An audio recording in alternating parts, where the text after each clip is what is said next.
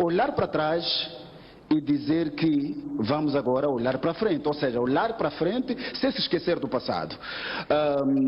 Eu fico extremamente decepcionado e frustrado, praticamente, quando eu vejo alguns jovens que não têm orgulho do país que têm, nem dos erros que têm, nem da história que têm, jovens com complexo de inferioridade, de se achar pequeno. E eu pergunto, se essas pessoas todos os dias falam tão mal deste país, deste governo, por que não mudam para Guiné-Bissau?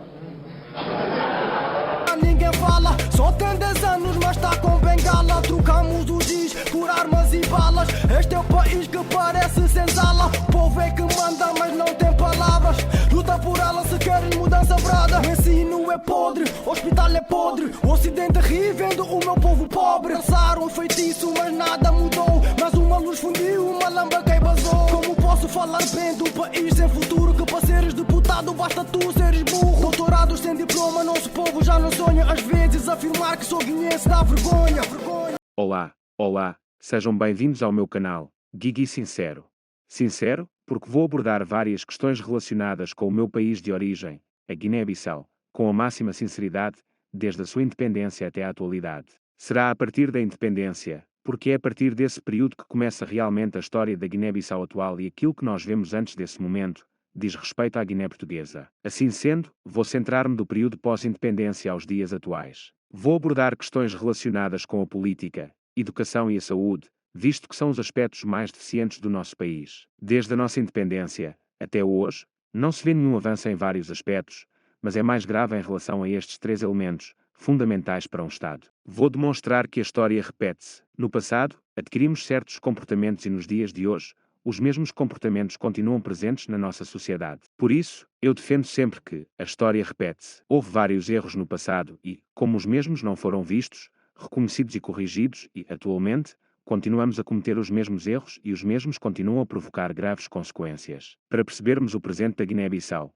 é necessário ter conhecimento daquilo que se passou durante o período pós-independência, tal como fazemos na análise dos gráficos no mercado financeiro, onde um dos princípios mais importantes é o facto de, para percebermos e compreendermos o comportamento de um gráfico no presente, devemos estudar e compreender o seu comportamento no passado. Isto porque, muitas vezes, o seu comportamento no passado se repete no presente e se repetirá no futuro. Em relação à Guiné-Bissau, a terra de Amílcar Cabral, acontece exatamente o mesmo e nós, o povo guineense, não temos noção da importância do estudo e da compreensão do mesmo. É muito importante que se faça este exercício e, para tal, é necessário que se compreenda que sim, foram cometidos vários erros no passado e para que estes erros não voltem a acontecer, será fundamental corrigi-los. Mas eu, sinceramente, não vejo tal coisa a ter efeito. O que vejo é o meu país a permanecer nesta situação para sempre, até eu morrer, até os meus filhos morrerem e até os meus netos morrerem, porque se nem o excelentíssimo senhor, pai da nação, Amílcar Cabral, com toda a sua inteligência e toda a sua capacidade de união, conseguiu agradar a todos os guineenses, como é que as outras pessoas vão conseguir fazê-lo? É impossível. Não haverá ninguém neste mundo capaz de tentar unir novamente o povo guineense, sem sofrer as suas consequências, a morte, tal como sofreu o nosso grande senhor. Nem o Barack Obama, nem o Vladimir Putin seriam capazes, seriam mortos logo a seguir, porque o meu país é um cemitério de políticos e militares. Antigamente, juntamo-nos e apoiamo-nos para lutar contra o colonialismo português e hoje lutamos uns contra os outros, irmãos contra irmãos, numa luta encarniçada pelo poder. Já não acredito na mudança, já perdi as esperanças. Passaram 48 anos após a nossa independência e continuamos na mesma situação, apenas acrescentamos as redes sociais. No presente, as redes sociais parecem ter sido feitas na Guiné-Bissau, devido à forma agressiva com que são usadas, nos diretos do Facebook e do Instagram, onde falam do país, criticam os políticos, militares e fazem pressões, à espera que o país se transforme numa Botsuana, ou melhor, naquele que um dia foi seu irmão, Cabo Verde, de um dia para o outro. Os guineenses das redes sociais, os mesmos que viram todos os políticos do passado ou dos anos anteriores ficarem ricos de repente, construírem casas, comprarem carros que existem poucas quantidades em Portugal. Mas não temos estradas em condições, não temos hospitais nem escolas em condições. Esses são também os mesmos que no passado permitiram e apoiaram um indivíduo com a antiga quarta classe governar o país durante mais de 20 anos e nunca se queixaram.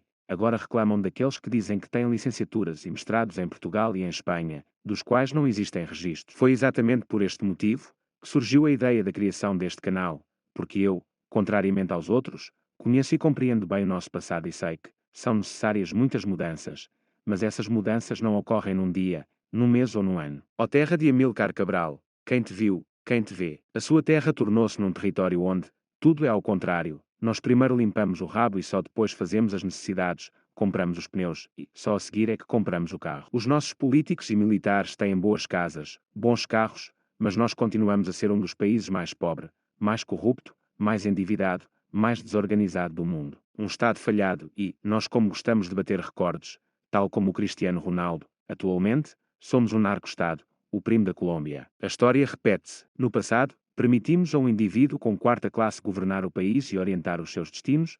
Hoje temos um indivíduo cujas habilitações literárias são duvidosas ou inexistentes a fazer o mesmo. Isto quer dizer que não devemos esperar que haja certas mudanças no nosso país, quando tu e quase toda a população vota a pensar na sua etnia, vota porque foi-lhe oferecido dinheiro ou vota porque foi prometido um lugar. Assim sendo, se quiseres mudanças, as mesmas devem começar em ti, deves saber em quem votar, saber escolher quem deve guiar os nossos destinos. O Sr. Omar Sissoko Embalo existe na nossa política, porque, no passado existiu um tal de Nino Vieira e muitos outros. O mesmo se aplica ao Sr. Botche Candé. Relativamente ao Sr. Domingos Simões Pereira, é exatamente igual àquilo que aconteceu no passado.